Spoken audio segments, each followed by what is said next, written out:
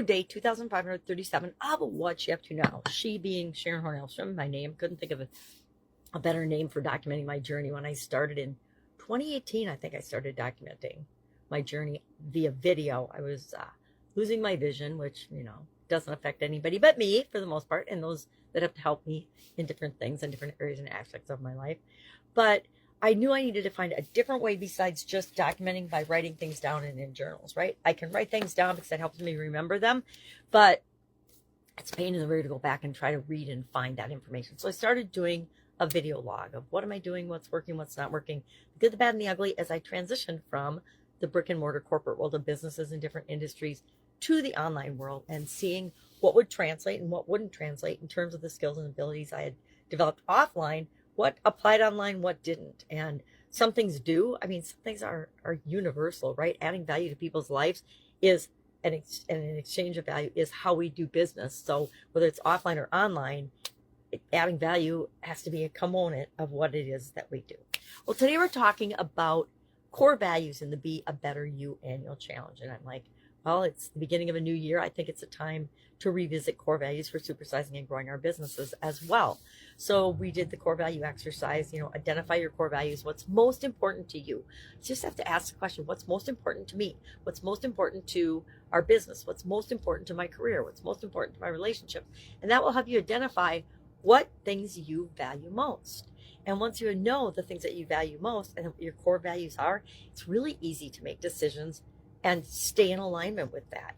Until you've done that, it's a challenge, because depending on what's going on in our life and depending on what emotions are being triggered by different events and activities, we will be flim-flammed and floated around in the wind, just like the wind, just like a balloon in the wind, if we don't decide what direction we're going. And so I like doing the core values exercise the first couple of weeks of the year to make sure that I'm revisiting that and saying, all right, what is really important to me?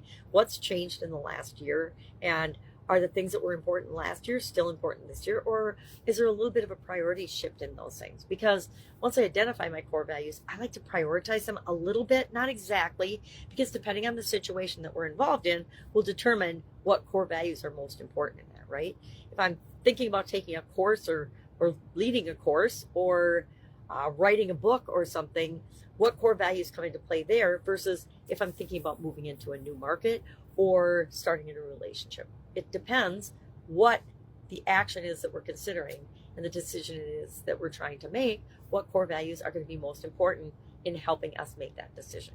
But our core values are pretty consistent over time. Like if I look back over the last several decades of doing core value exercise and identifying what my core values are, pretty much always the same.